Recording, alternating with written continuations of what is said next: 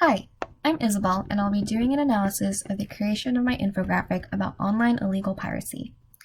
I will start off with a discussion of my models I used for emulation, then moving on to talk about my displays and how I emulated them after the models that I chose. The visual language model I chose is Blockbuster Marketing. The images in this model are flat, simple, and abstract, but there are some uses of real images in some sections. The shapes on this model are fills without outlines. The only exceptions are the graph, and some real images do have borders. In terms of line treatment, again, some images have thick borders, and there are uses of thin lines for other images and details, such as the graph. There are no textures used in this infographic. My color model is Zona de Guerra. The colors are highly saturated and monochromatic, and the hue is moderately bright. I found that this color model was a little difficult to work with because as I put my final layout together, some of the colors started to clash and looked a little muddy together when they were used as background colors rather than fills for smaller elements seen here for the countries. So the countries are smaller elements of this infographic, so then the fill would take up less room whereas using it as a background for a large section, it's using up a lot of space for this color, and then putting them next to each other, it started to look muddy and didn't go well. My typography model is the Forgotten Victims of Drought. After doing my analysis, I used Calibri and Roboto Condensed Bold for my infographic because they best matched my typography model. For typography emulation, on all my displays I used Roboto Condensed Bold for the title, headings, and the labels, and Calibri for body text and annotations. Sometimes I switch between mixed case and all caps, but never just all lowercase. So I chose the same infographic for my layout model as my visual language model. The sections are separated by different colors, with sections on the right being separated from the main section by a dotted line. There is one large section overall, and all other sections are about the same size as each other. There's also white space in almost all sections, usually closer to the bottom right corner. Now I will move on to my displays. These displays were created using the exploitation of visual potential. So visual potential means that a topic or message has the possibility of being converted to a visual display to better convey the message and give it a shape and form so it better sticks with the reader. An appearance display shows what an infographic is talking about. I exploited the visual potential for my appearance display by creating a pirate ship, since my topic is about online piracy, and when you think of piracy, you think about pirate ship, skulls, and crossbones. So to emulate my visual language model seen on the right, I use flat shapes to create various elements with negative space between each shape. This display it is placed on the top of my final infographic along with the title, so the image will stick with the reader and let them know what the infographic is about.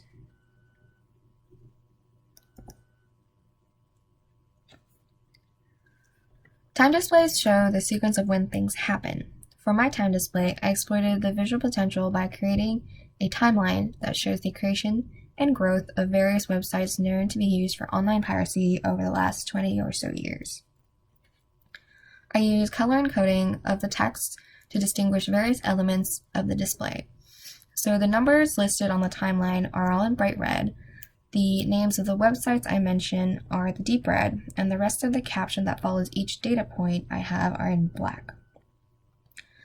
Creating these distinctions help viewers spot what they need to immediately. For instance, if someone was curious about what the names of these websites are, quickly looking through the display will give them all the names of those websites, and it would take no time at all. As you can see in my color model to the right, the bright red is used to encode precision labels shown inside the green box, and the deep red is used to encode identity labels shown in the blue box. I tried to emulate my color model, but one limitation I had was changing the rest of the font color to a dark gray, as my color model has for its text. In my visual language model, this is what I wanted to better emulate. which uses blocks of colors to split up different sections. So when I put my time display on a light background and the dark gray text, it didn't stand out as much as I'd hoped. So that forced me to change the text back to black. This is where I kind of depart from my color model a bit. Number displays are commonly used to exploit visual potential. My first numbers display, I exploited the visual potential by showing the distribution of the number of times popular TV shows got downloaded back in 2015. The sizes of the bubbles correlate to the number of downloads, so the bigger the bubble, the more it got downloaded. And this data came from BitTorrent. The main TV show is then shown in the rectangular panel on the right. I wanted to emulate my visual language model, so I used size encoding to show the differences in numbers of downloads between each show, as well as color shifting each image to match the background image. I emulated my color model by using the bright red for the background and white and black text on the background, also for the color shifting of the images. The bright red background works well with both black and white text because it shows the contrast quite nicely for both of the colors. The only issue I had is when I put the text on top of the image. No matter which font color I use, the text on top of the picture is still hard to read, but black seemed to work best. This is where I depart a bit from my color model because, again, my color model does not use black for text. For my second numbers display, I exploited the visual potential by showing the revenue of the music industry for the past 20 years, and how peer-to-peer file sharing has affected the music industry and the revenue. I closely emulated my visual language model by using less numbers on the y-axis. Where I do depart from my visual language a bit is the x-axis because I have less x values, but the purpose for doing this is I wanted to create a graph with a little more sharp ridges as seen in the visual language model in the middle. In terms of emulating my color model, the deep red is used as a fill for one of the countries seen in the clip of my color model, so I use this for the fill on my graph. Location displays are used to show where the topic is taking place and why it's important to the area or the areas on display. I exploited the visual potential by showing where in the world unlicensed software downloads are happening and showed the ranking of what percentages of software in the country is not licensed. I used color encoding to show which countries belong to which percentage group that matches the legend above the map. In terms of emulating my color model, I chose colors from the model that were used as fills and were highly contrasted from each other so that when viewers look at the map, they can easily distinguish between the different percentage groups. In terms of emulating my visual language model, it was difficult to find how I can create a map to emulate my model since my model didn't have a map, so I just stuck with flat images with thick border lines. And also for emulating my visual language model, these circles that are used in the legend were also seen in my visual language model. Relationship displays show whether there are various elements within the topic that are linked to each other and how they're related to each other. I explored the visual potential by showing a case that really took a toll on a major piracy site called Mega Upload and the people who were involved with this site.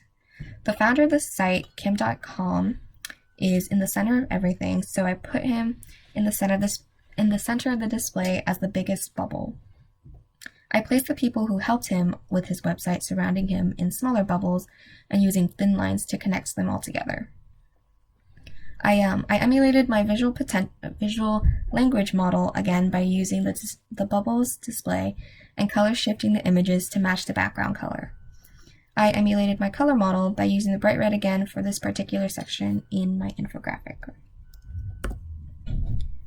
My final layout departs a bit from my layout model because I don't have one section that is bigger than the rest of the sections.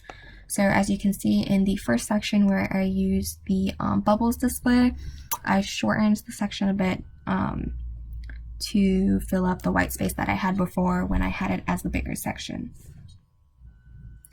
All of my sections are about the same size, and each section is a different color from the section before and after it. I do have the same use of white space, which usually is in the bottom right corner of each section. In terms of alignment, I have the same size margins for the left, right, top, and bottom of each section as my layout model. So I do know that I kind of departed from my color model. My reason for this is to better emulate my visual language model. I needed various colored sections with moderately bright colors, so I picked those colors out of my color model. I still use colors that were only used as fills for these background colors, so I believe I still stuck with my color model to an extent. This concludes the analysis of my infographic, so thank you.